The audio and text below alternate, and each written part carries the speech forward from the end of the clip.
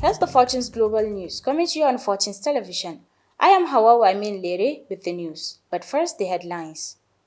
Security beefed up at Buhari's residence. Daura set for Buhari's burial as Nigeria mourns.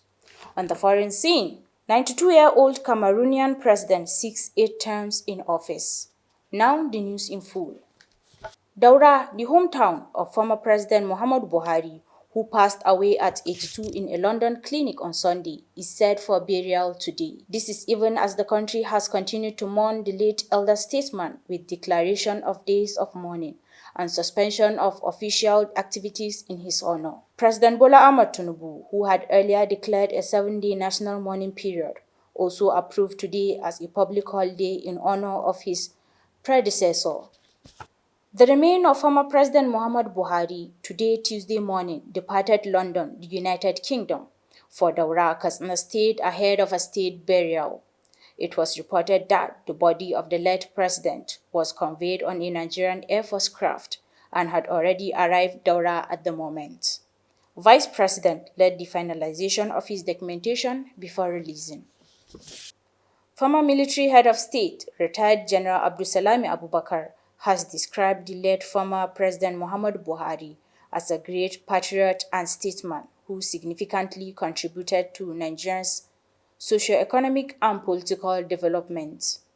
He stated that Buhari will be deeply missed by his family, friends, and indeed all Nigerians, and prayed for God's repose of his soul.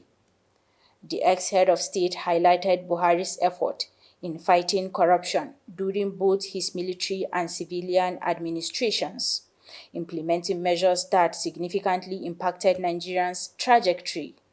He praised Buhari as a detribalized Nigerian, consensus builder and selfless leader who worked tirelessly to maintain the country's unity. Abubakar prayed that Allah will grant Buhari a place among the righteous in Al-Jannah Firdausi.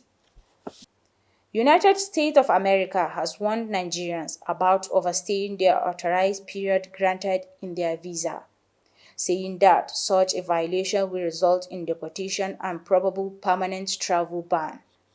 This followed a series of travel restriction and visa curbs affecting Nigerians, announced by the U.S. recently as part of its ongoing immigration crackdown under President Donald Trump's administration. The U.S. mission in Nigeria announced this yesterday in a post on its X handle. Early last week, the U.S. announced an update to its visa reciprocity policy for Nigerians, limiting the non-immigrant and non-diplomatic visa to 3-month single entry, citing reciprocity policy, visa overstay, national security, and wrong documentation as part of the reasons.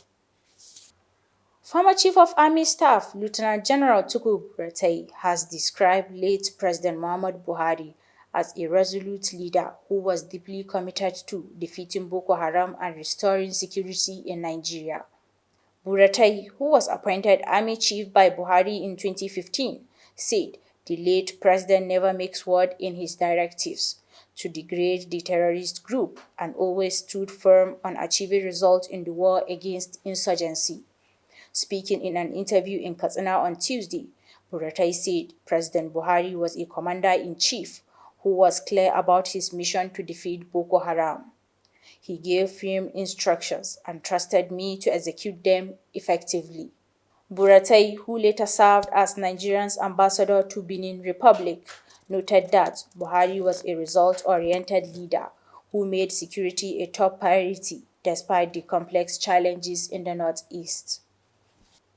Saudi Arabian monarch King Salman bin Abdulaziz Al Saud and Crown Prince Mohammed bin Salman have conveyed condolences to Nigeria following the passing of former President Muhammadu Buhari. In separate official statement issued, the Saudi royals extended sympathy to President Bola Tinubu, the Nigerian people, and Buhari's family. Custodian of the two holy mosques, King Salman bin Abdulaziz Al Saudi, sent a cable of condolences and sympathy to Federal Republic of Nigerian President Bola Ahmed Tinubu on the death of former President Muhammadu Buhari. Gunmen have attacked Bindijebu of Tahos community in Riom local government area of Plateau State, killing 27 farmers. Our correspondent reports that many persons who sustained injury in the attack have been rushed to hospitals, including Jos University Teaching Hospital, Plateau Hospital, and other health facilities within the state. Daliop Solomon, national president of Birom Youth Mulder Association, confirmed the incident to journalists in Jos. On the foreign scene, Cameroon's President Paul Biya says he will be seeking an eighth term in office in October's election in a bid to extend his nearly 43 years in power. Biya, 92, posted the announcement on X in French and English. In a statement, Paul Biya, the president, said he is standing to save the country. To end the news, a recap of the major headlines. Security beefed up at Buhari's residence. Daura set for Buhari's burial as Nigeria mourns. On the foreign scene, 92-year-old Cameroonian president seeks 8 terms in office. And that ends the news at this hour. On behalf of the news editor, Balara Balawal Zaria, I am Hauwa'u Lere, thanking you for listening.